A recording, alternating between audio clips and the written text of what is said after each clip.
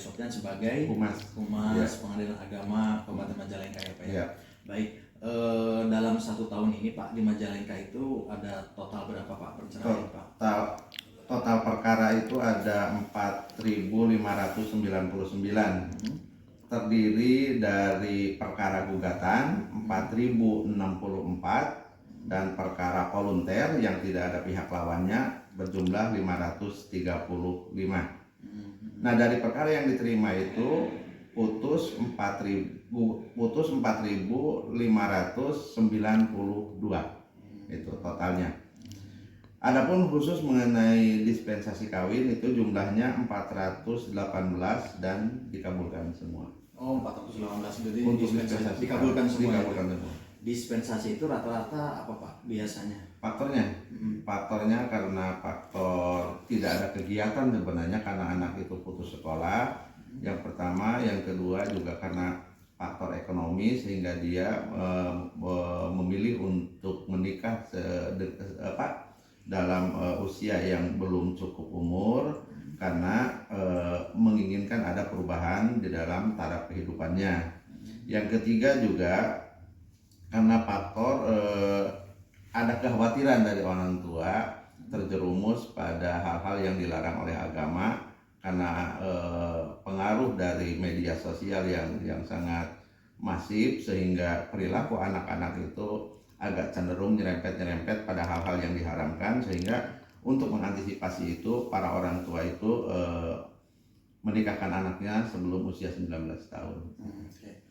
Dalam catatan Bapak, barangkali Bapak bisa memberikan komentar Pak, ada nggak yang memang dispensa itu karena MBA Pak? Ada. Oh, ada juga itu. Ya, ada dari kalau boleh di persentase mungkin sekitar 10%. Oh, 10% itu MBA. 10% MBA gitu. Nah, terus yang ini saya yang menarik yang tidak ada lawan Pak. Tadi tidak ada lawan tuh sekitar sidang yang tidak ada lawan. Itu namanya volunter. Oh, volunter. Ya. Itu ada berapa Pak tadi ya? Ada 535. Nah, itu tidak ada lawan itu alasannya apa Pak biasanya? Bukan perkara sengketa. Semacam dispensasi kawin itu kan bukan perkara sengketa. Tidak ada lawan dia hanya mengajukan permohonan cerai. Bukan gugatan. Bukan gugatan dia. Kalau perceraian kan ada pihak penggugat, si istri dan tergugat suami. Atau yang kalau suami yang mengajukan, suami sebagai pemohonnya, istri sebagai termohon. Kalau perkara volunter itu perkara yang tidak ada sengketa sehingga hanya ada satu pihak, yakni pemohon. Satu. Contohnya semacam dispensasi kawin kan hanya pemohon aja yang ada. Pemohon aja, orang tua dari anak yang dimohonkan untuk diizinkan nikah di bawah umur. Contoh lain dari perkara volunter itu semacam isbat nikah. Isbat nikah kan suami istri sudah nikah secara siri, dia ingin memiliki legitimasi hukum, maka dia mengajukan permohonan isbat nikah, si suami pemohon 1, si istri jadi pemohon 2, nggak ada termohonnya gitu. Itulah yang dikatakan sebagai perkara volunter atau perkara yang non sengketa. Baik. Nah, ini kan ada 464 ya Pak ya gugatan. 4.064. Ya. Nah, ini yang putus itu 4.050 ya. Berarti ada sisa sekitar 14. Iya. 14 ini kenapa belum diputuskan Pak? Karena baru daftar di akhir tahun. Sehingga tidak memungkinkan untuk dipanggil.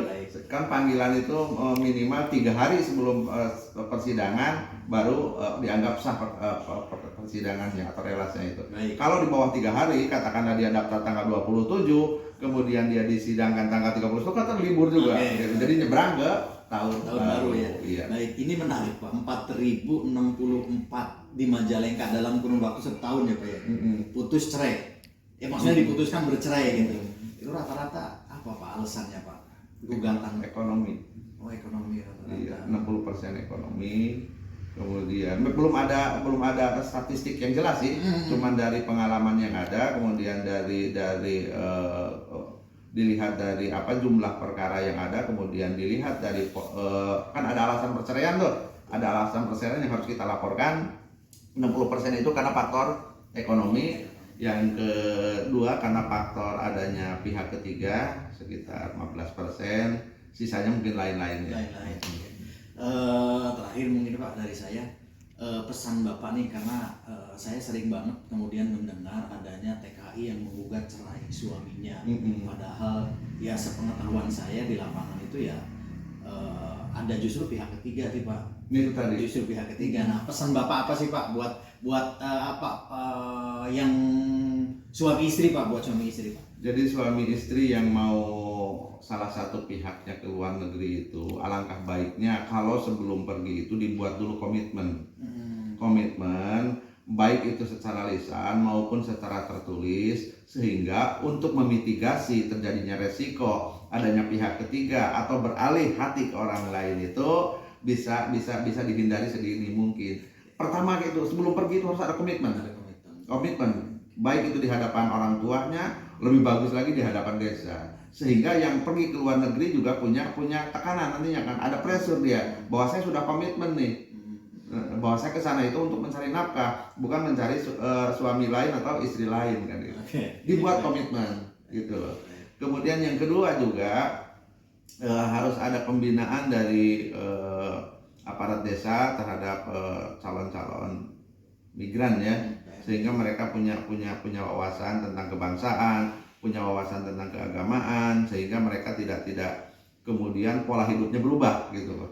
Yang selama ini saya perhatikan itu pola hidup mereka itu yang di Majalengka katakanlah pola hidupnya sangat sederhana. Ketika mereka migran ke luar negeri melihat pola hidup yang demikian glamor, mereka terjebak di situ. Contoh kecil, ketika di kampung dia bertani, mungkin ini ya, bukan mungkin, mencium